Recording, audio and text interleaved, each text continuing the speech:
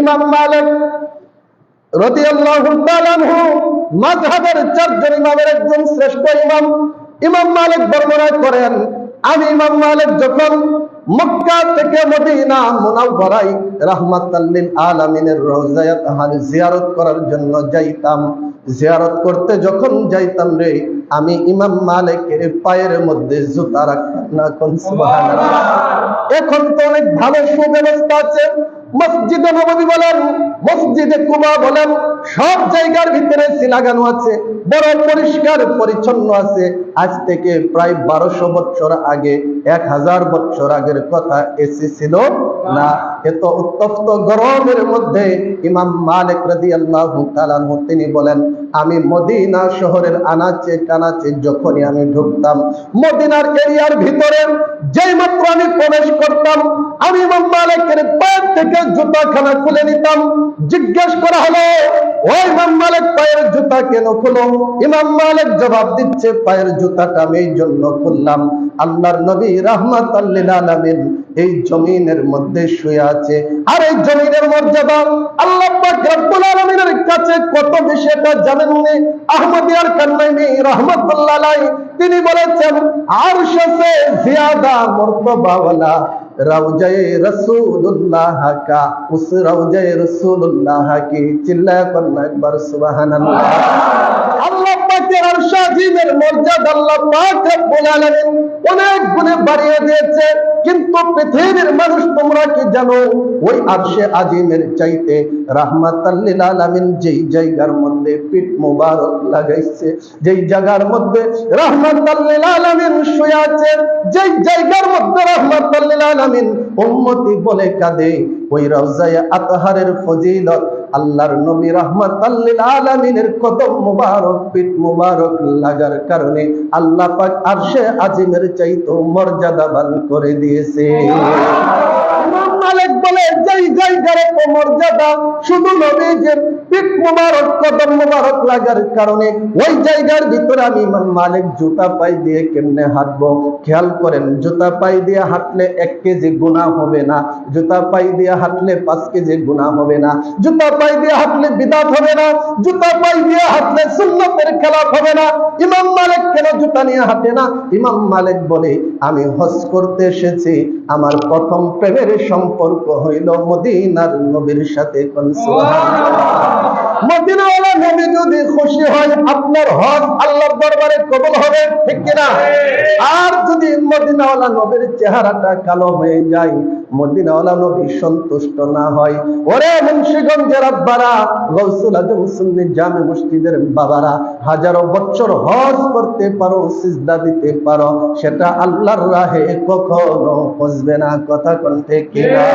এই জন্য হজ করতে যাওয়ার আগে আপনার ঈমানকে পরিশুদ্ধ করতে হবে, নিয়ত এবং মহব্বতটা বেশি বাড়াইতে হবে। জিজ্ঞেস করবেন, ও শেরপুরি হুজুর, কিভাবে মহব্বত আর কিভাবে ভালোবাসাটা বৃদ্ধি করব? শুনেন, আপনাদেরকে শোনাচ্ছি।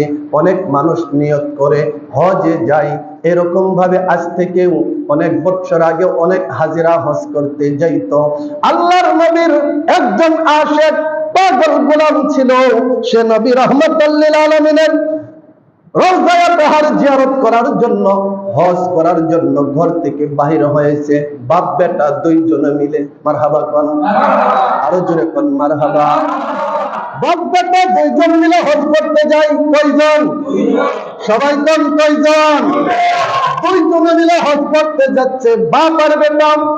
যাওয়ার পথে মধ্যে হঠাৎ করে বাবাটা রাস্তার মধ্যে ইন্তেকাল করলো। এখন যারা হজ করতে যাবে, প্লেনের ভিতর চললেই মুহূর্তের মধ্যে মক্কায় নিয়ে যা, মদিনায় নিয়ে যা, জিদ্দার এয়ারপোর্টে নিয়ে যায়। কিন্তু আগে তো এই ব্যবস্থাগুলা ছিল না। এই বাচ্চাটা 2 জনে মিলে হাঁটতে হাঁটতে যাচ্ছে, বাবা প্রতিমধ্যে অসুস্থ হওয়ার পরবর্তী এই বাবাটা হঠাৎ করে কি করলো, তার পেটটা ফুলে গেল, চোখটা উল্টে গেল, হঠাৎ করে চেহারাটা কালো বিচ্ছিত হয়ে গেল, একেবারে কালো আঙ্গার হয়ে গেল। একটু হওয়ার পরে হঠাৎ করে সন্তান তাকিয়ে দেখে বাবা মাটির মধ্যে শুয়ে পড়লো, কথা নাই বার্তা নাই।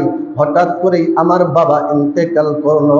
যুবকটা দেখতেছে এখানে আমার বাবা নাই, ভাই নাই, বোন নাই, আত্মীয় স্বজন কেউ নাই, রাস্তার মধ্যে আমি একা একা যাচ্ছি।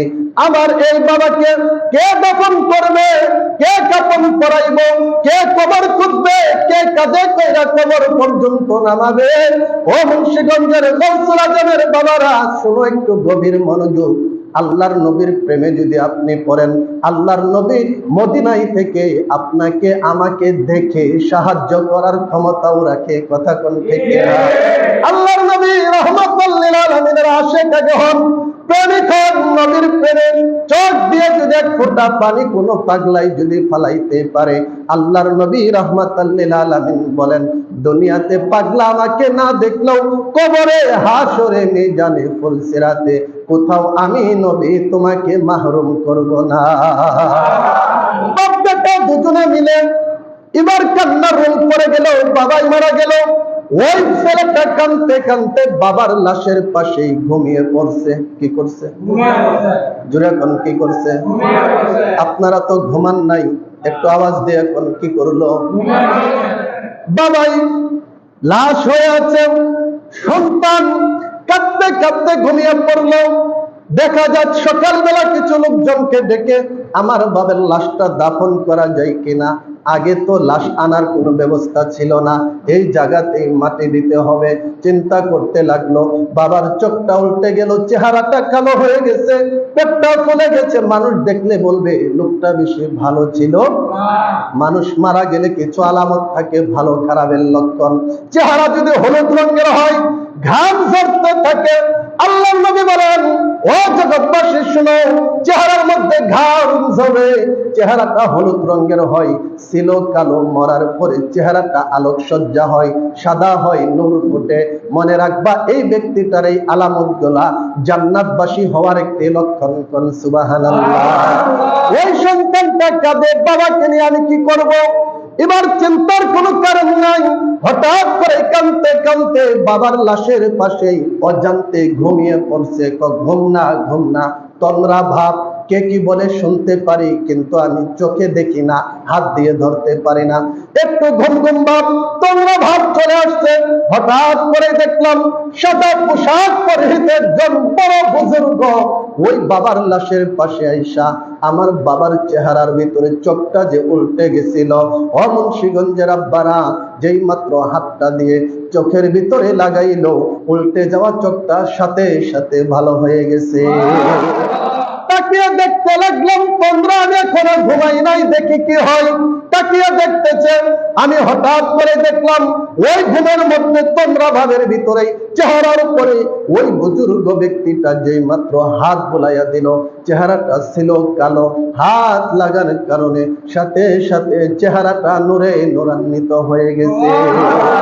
আমি তাকে দেখলাম, দেখি কি হয়। ওই ব্যক্তিটা আমার বাবার পেট ফুলে গিয়েছিল, যেই মাত্র বাবার পেটের উপরে হাতখানা লাগাইলো, এত উঁচা পেট বিচ্ছিরি দেখা যাচ্ছিল। হঠাৎ করে হাত লাগার কারণে আগের মতো স্বাভাবিক অবস্থায় পেটটা আবার ফিরে এসেছে। এই তিনটা কাজ করে ওই ব্যক্তি যখন চলে যাচ্ছিল, ও মুন্সিগঞ্জের আব্বারা, মনের কান লাগান, গভীর ভাবে খেয়াল করুন।